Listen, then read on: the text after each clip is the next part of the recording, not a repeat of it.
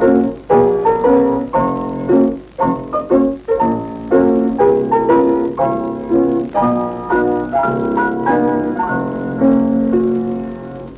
happened one evening in Wigan, at a certain men's club I could name.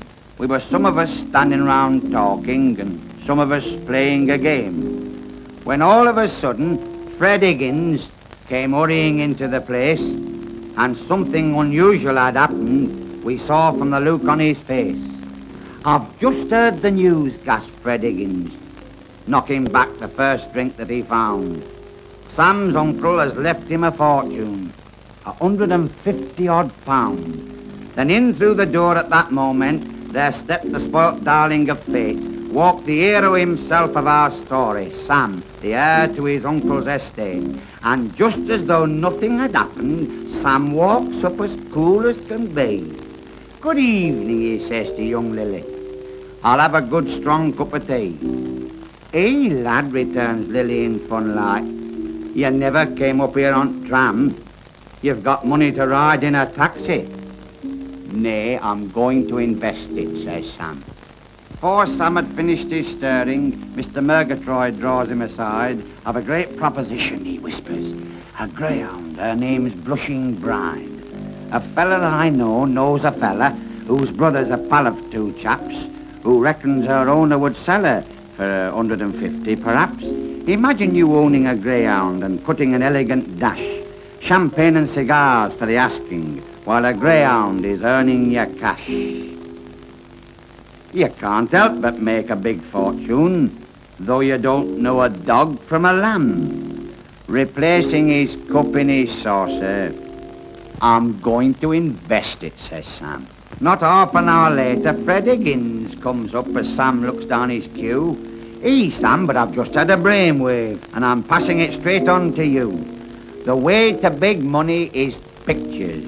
Imagine the studio life. You sit in a chair by the camera and send messages home to your wife. Don't wait up for me, you informer. I'm working till late on the floor. I may not get home till tomorrow if the picture's not finished before. And when a young man plays a love scene, you show him just what should be done and pick pretty girls for the crowd scenes, having taken good look at each one. For you know where you are while you're rolling. I tell you it's money for jam.' But Sam shook his head as he went in off red. 'I'm going to invest it,' says Sam.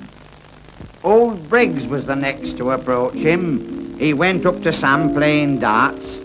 'Have you ever,' said Joe, 'thought of cruising around the South Seas and them parts?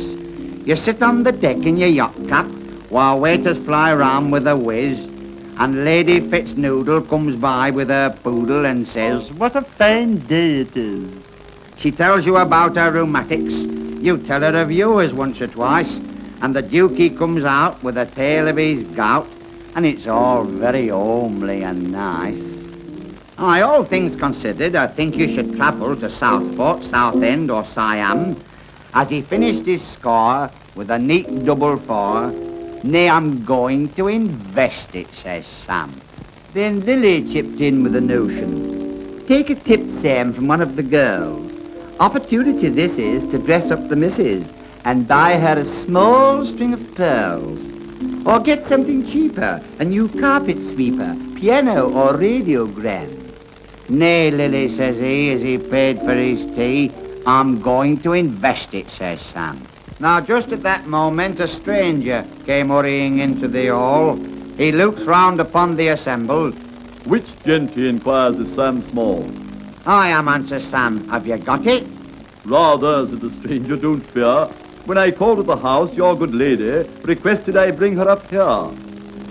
"Outside?" queries Sam, and we followed as he hurried out into the street, leaving Murgatroyd staring at Higgins in amazement profound and complete. "That 150 you told us. I'm going to invest it, I am." "So I am," he replies in an Austin, "and I'm proud of me judgment," says Sam. "Goes faster than yon blushing greyhound, looks better than film stars on set, and as for the pleasure of travel, it's equal I've not seen as yet. 'Twas one of them Austin Big Sevens, that do 60 on top and no buts, developing 25 horsepower. Not only got looks, but got guts. It does 40 miles to the gallon, got plenty of room and good lines. If they gong us between here and Blackpool, says Sam, I've got 10 bob left over for fines.